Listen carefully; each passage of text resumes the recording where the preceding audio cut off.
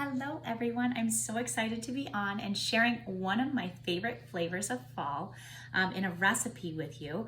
It's called pumpkin spice and it's a pumpkin spice latte that I'm going to be making for a crowd. So what you're going to need is any kind of microwavable dish. You can also do this in a crock pot. It just would take a lot longer, so you could simmer it in a crock pot probably for 4 to 6 hours after you assemble all the ingredients. So I'm going to use my Rock Crock, which is an amazing microwavable crockery that makes everything cook up super fast and delicious. And I'm going to use that in my microwave. I'm going to use,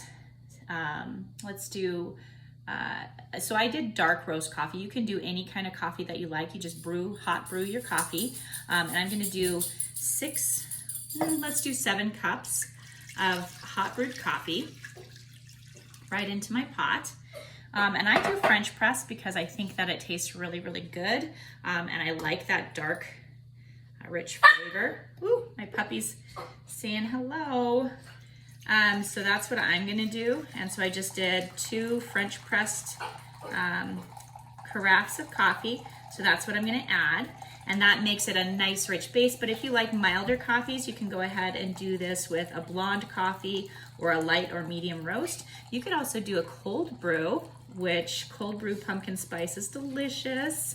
You would serve it over ice.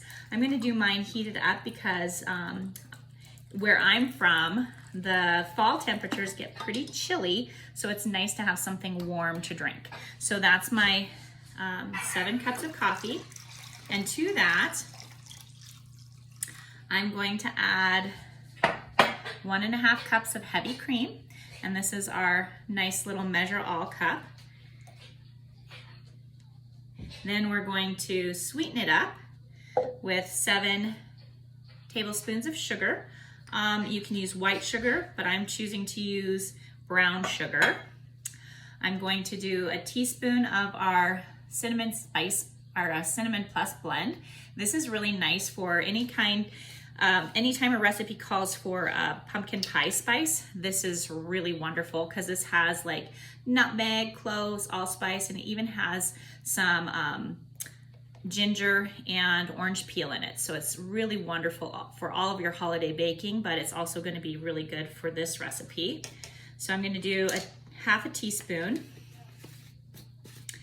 I'm also going to do a whole teaspoon of this Madagascar vanilla, and this is double strength, so it's really, really good. Best quality vanilla I've ever had. It makes everything, it kind of takes everything up a level and elevates everything, so I'm really excited to try this with the Madagascar vanilla. And these two are very seasonal.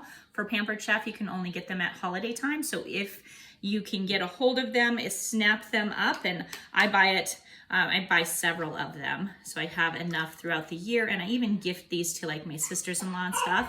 So it's fantastic stuff. I use 1 teaspoon of that vanilla, and then the thing that makes it pumpkin spice is pumpkin. So I have 1 whole cup of pumpkin puree, and you want to make sure for this recipe that you're going to have just the pumpkin puree and not the pumpkin spice that already has the sweetener and the spice in it. Okay, and so from that, I'm gonna grab my whisk real quick.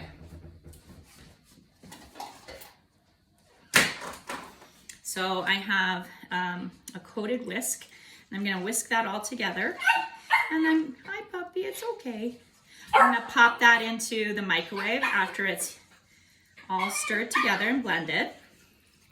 And I'll pop it in the microwave. I'll microwave it for 5 minutes, give it a stir and see if it's to the temperature I like. But like I said, I would love to come home to a big pot of this in a crock pot. That would make the whole house smell so good.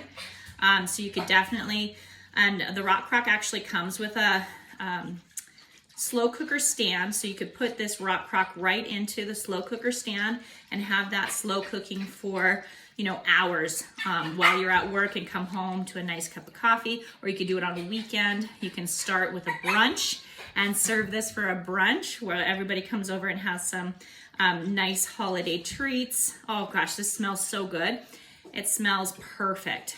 So I'm gonna pop the lid on this and microwave it, and it'll be done in no time.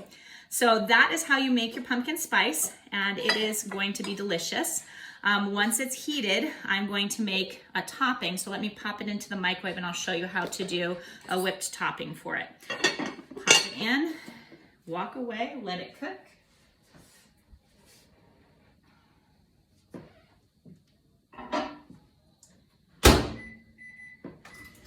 Fabulous. And so if you go to like Starbucks and get this, you always get the option of having whipped cream on top. And so I'm gonna make some homemade whipped cream. So I just have a whipped cream maker, and it is so easy to use. You can just do plain heavy cream if you want, but I like it a little sweet. So I'm gonna add a tablespoon of sugar. I'm just gonna use the brown sugar. And I'm gonna add a little bit more of my vanilla, and I'll just use a little capful. Add that in. And then magic. So I'm going to go ahead and put the lid on.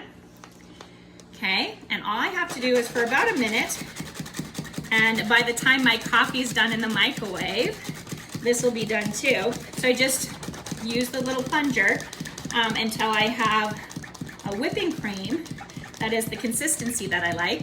And so can you imagine how awesome it would be to make your own homemade whipping cream for your holiday baking, all your pies and things that you're gonna have over the holiday season? And you can actually flavor this up. You can flavor your own whipped cream with any kind of flavor.